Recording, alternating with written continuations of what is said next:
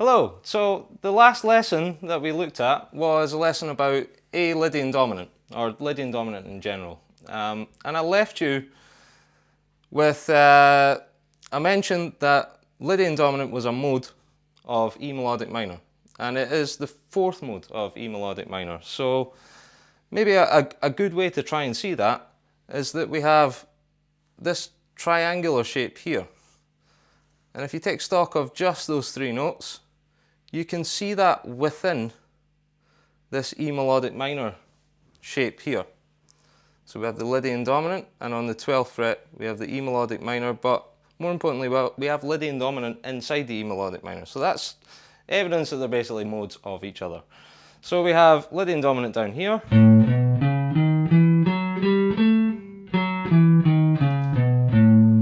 And then up here is the middle of that scale. So if we just play that,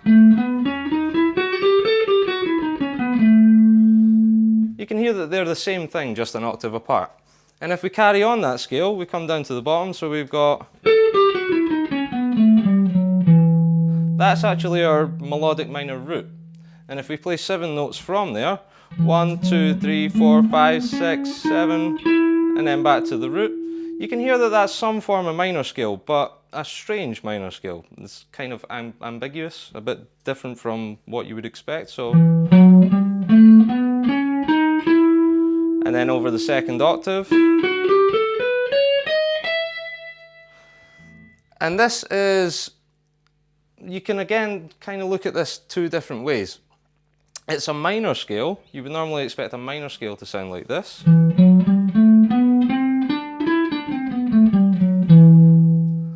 But our melodic minor has an altered 6th and an altered 7th. They're both sharpened, so inside a minor scale you have a major 6th and a major 7th. So it's root, major 2nd, minor 3rd, perfect 4th, perfect 5th, major 6th, major 7th, and your root again.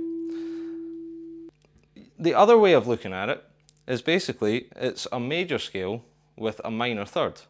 It's maybe an easier way to look at it. So if you played E major, you would have this sound.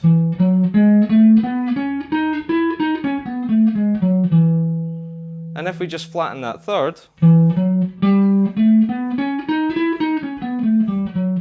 and keep everything else the same, then we get the sound that we got before. And it stands to reason then that if we're jamming this A7 chord that we had on the looper before, we could just move up into this area and play through that, and you're basically playing the same note material. It's all stuff that's available to you for jamming. But what we want to look at now is how you can build chords from these things. So I'm just going to give you, this is a short lesson, a simple way in of looking at how you would build chords and possibly arpeggios out of these things. What you would normally expect if you're building a chord out of E minor is that you would end up with a root, a minor 3rd, a perfect 5th, and then a minor 7th, because there's a minor 7th in the minor scale. And then revoiced, that was just a piano voicing to demonstrate them in order. Revoiced guitarists will typically play it like this: root, 5th, dominant 7th, minor 3rd, and then another 5th. So you can hear that they're basically the same sound. And it's just another good reason for understanding where intervals should be in a chord, what intervals should be in a chord, because you can really easily and quickly revoice something like that. This one though has a major 7th in it. Typically when you're building any chord that has 7ths in it, any 4-note chord, you would use the root, the 3rd, the 5th and the 7th of the scalar mode that it's built from. And that's what we've done with this minor 7th chord. The scale has a major 7th, so we've got this unusual, we could build up a root, a minor 3rd, a perfect 5th, and a major 7th. And if we layer those up together, we're going to have, and I'll piano voicing again for this just to demonstrate, root, minor 3rd, That's your perfect fifth, and then instead of your minor 7, you have your major 7th here. And it all sounds a bit mysterious and James Bond. But again, it's a really sort of flavoursome chord. And we can revoice that. We have this shape here.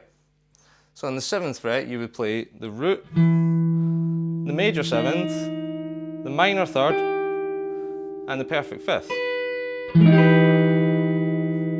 And there's other ways to voice that. You could voice it up on the 12th fret with root, minor 3rd, perfect 5th, and then major 7th.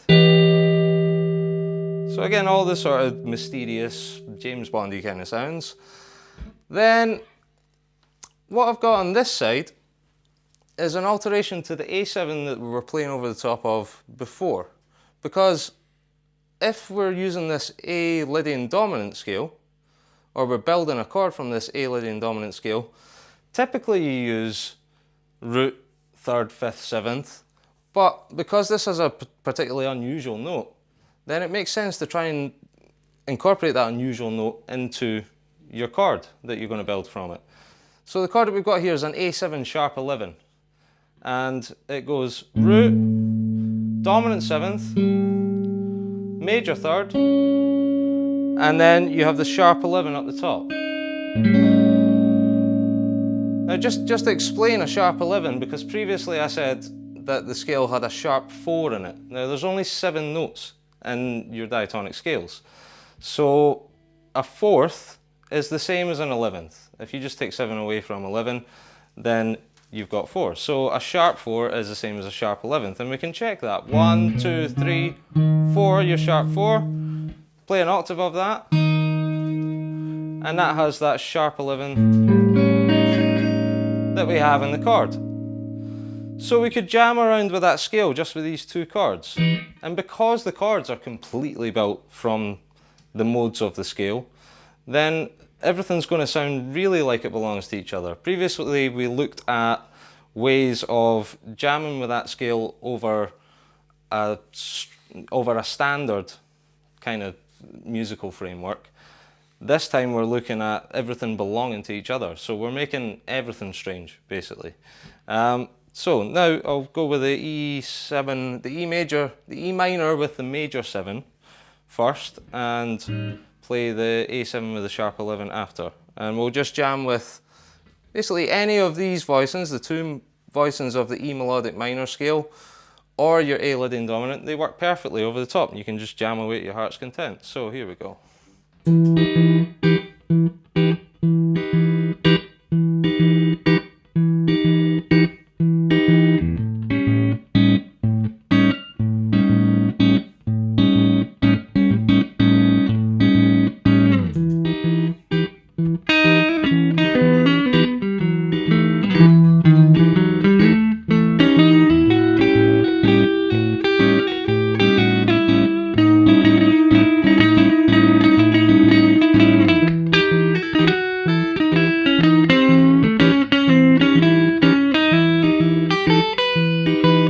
Up to E melodic minor.